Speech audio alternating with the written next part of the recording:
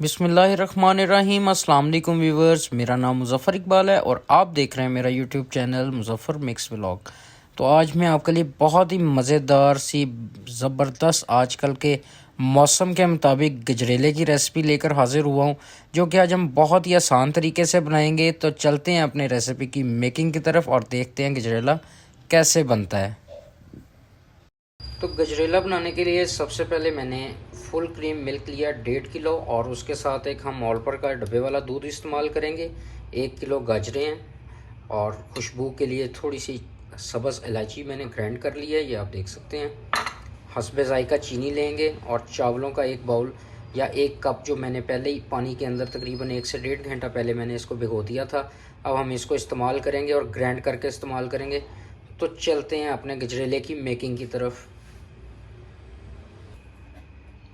तो एक मैंने सिल्वर का पतीला ले लिया और उसके अंदर अपना 1.5 किलो दूध मैं इसके अंदर फुल क्रीम मिल्क मलाई वाला अच्छी तरह से बॉईल किया हुआ है इसमें शामिल कर रहा हूँ और इसको हम अच्छे से बॉईल करते हैं। दोबारा से दूध अच्छे से बॉईल हो रहा है। अब इसके अंदर हम अपना डब्बे वाला जो दूध है वो भी अच्छा टेस्ट आता है इससे, इसलिए मैं इसको शामिल कर रहा हूँ। तो ये भी मैंने इसमें पूरा 1 लीटर शामिल कर दिया और डब्बे नू चंगी तरह हिला के एक थोड़ा जा गाल भी शामिल कर देना ताकि ज़ाया ही ना होए कुछ भी। बहुत अच्छा सा जो है इसको हम बॉईल करेंगे और साथ ही जो दूध थोड़ा थोड़ा बॉईल हो रहा है इसमें हम इलायचियाँ शामिल कर देंगे। इलायचियों को मैंने पहले से कूट लिया, इनका एक पाउडर सा बना लिया। तो ये 4 से 5 इलायचियाँ जो खुशबू के लिए हम इस्तेमाल करेंगे और साथ साथ इसको थोड़ा सा हिला लेते हैं। तो जितनी देर दूध बॉईल हो रहा है हम जो चावल थे जो मैंने 1 घंटा पहले भिगोए हुए थे इसको हम ग्राइंड कर लेते हैं और अच्छे से ग्राइंड करेंगे, बिल्कुल इसको बारीक कर लेंगे। तो व्यूअर्स चावल बहुत अच्छे से मैंने बिल्कुल ग्राइंड कर लिए हैं, बारीक कर लिए हैं। ये आप इसको ऐसे लगेगा जैसे ये मैं पानी डाल रहा हूँ, लेकिन ये सारे चावल हैं। जैसे जैसे फूलेंगे ये आ जाएंगे। अभी इसके अंदर ये जग के अंदर भी थोड़े से चावल हैं, ये आप देख सकते हैं। और इसके अंदर थोड़ा सा पानी डाल के हम इसका एक अंगाल सा इसमें डाल देते हैं। तो व्यूअर्स जब भी मैं कोई मीठा बनाता हूँ तो मैं शुगर को एकदम से इसमें ऐड नहीं करता, ज़्यादा नहीं ऐड करता, अपने टेस्ट के मुताबिक थोड़ी करता हूँ। अगर कम लगे तो हम ज़्यादा कर सकते हैं, अगर ज़्यादा हो जाएगी तो फिर हमें चीज़ें दोबारा से बढ़ानी पड़ेंगी, काम लंबा हो जाएगा, फिर असी की करांगे।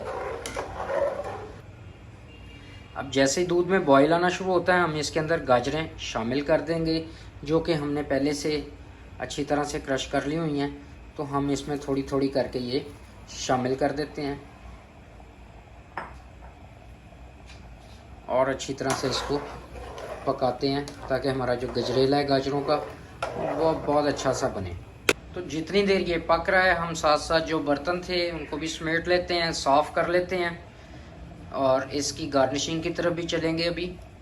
लेकिन सबसे पहले इसको हम तेज़ आग के ऊपर पकाना शुरू करते हैं और मैं आपको साथ साथ दिखाऊंगा। बहुत सादा सा काम है और बड़ा जल्दी बनने वाला काम है। गजरेला बनाना कोई बहुत मुश्किल काम नहीं है। ये देखें गाजरें इसके अंदर हमने बेहतरीन डाल दी हुई हैं, बस गाजरें गलेंगी और ये अच्छा सा तैयार हो जाएगा। तो ऊपर गाजरें, दूध, चावल ये बड़े अच्छे से पक रहे हैं और इसको जो साइडों पे लगता जाएगा आप साथ साथ इसको उतारते जाइएगा ताकि ये जले ना, और इसको अच्छे से पकाएं। तो व्यूअर्स गाजर के हलवे की और सादी खीर की रेसिपी आप मेरे चैनल से ले सकते हैं और आज हम सिर्फ गजरेला बना रहे हैं। इससे पहले जितनी भी रेसिपीज़ हैं वो आपको मेरे चैनल से बआसानी मिल सकती हैं।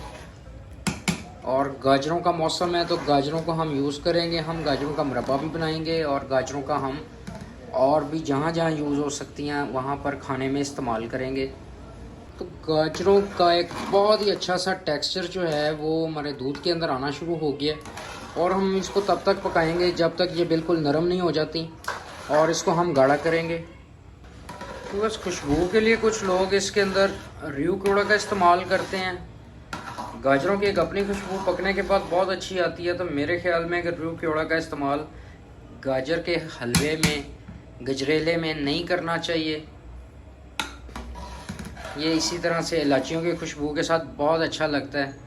तो हम इसको इसी तरह से पकाते जाएंगे और बहुत सादे तरीके से बना रहे हैं। आप देखें जो चावल मैंने डाले थे वो अब हल्के हल्के से फूल रहे हैं और चावलों का जो टेक्सचर है वो बहुत ही बारीक और प्यारा सा आ रहा है इसके अंदर। तो छुरी की मदद से ये जो साइडों पे लग रहा है ये जले ना, मैं इसको साथ साथ साफ करता जा रहा हूँ।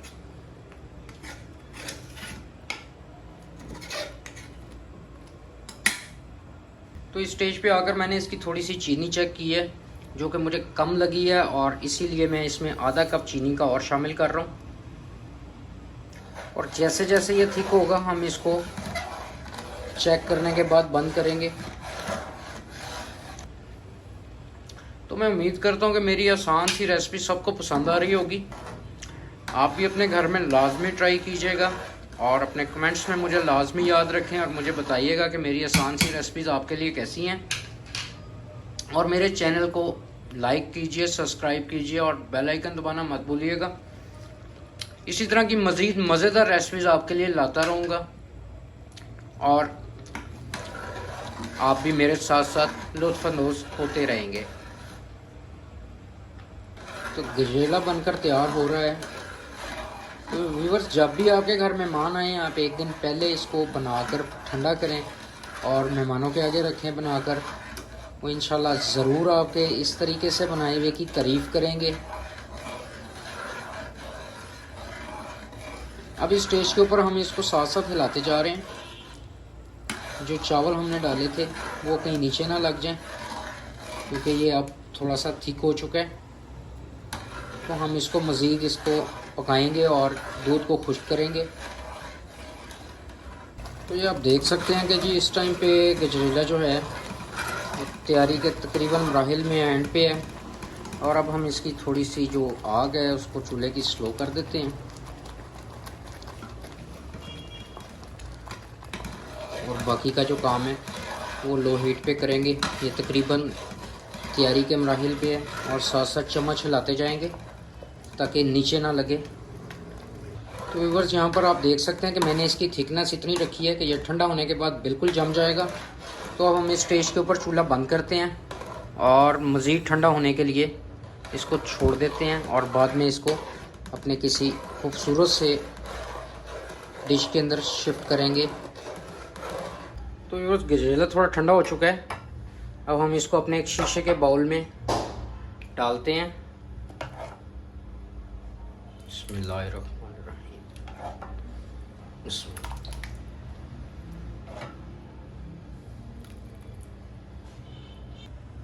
तो व्यूअर्स, आप देख सकते हैं कि हमारा बहुत ही मज़ेदार सा जो गजरेला है वो बनकर तैयार हो चुका है।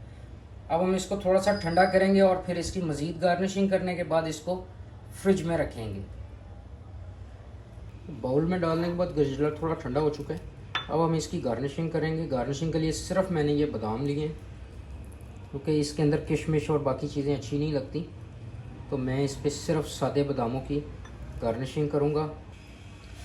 तो सादे बादामों की इसके ऊपर मैंने गार्निशिंग कर दी है। अब हम इसको मज़ीद ठंडा होने के लिए फ्रिज में रख देते हैं और इंशाल्लाह जैसे ये ठंडा होगा फिर इसको इस्तेमाल करेंगे, खाएंगे। तो मैं उम्मीद करता हूँ कि मेरी आज की मज़ेदार सी गजरेले की रेसिपी आपको पसंद आई होगी। इसी तरह की मज़ीद मज़ेदार रेसिपीज़ देखने के लिए मेरे चैनल को लाइक कीजिए, सब्सक्राइब कीजिए और बेल आइकन दबाना मत भूलिएगा। मुज़फ़्फ़र इकबाल को अपनी दुआओं में याद रखें। इंशाल्लाह मिलते हैं एक बहुत अच्छी रेसिपी में। अल्लाह हाफिज़।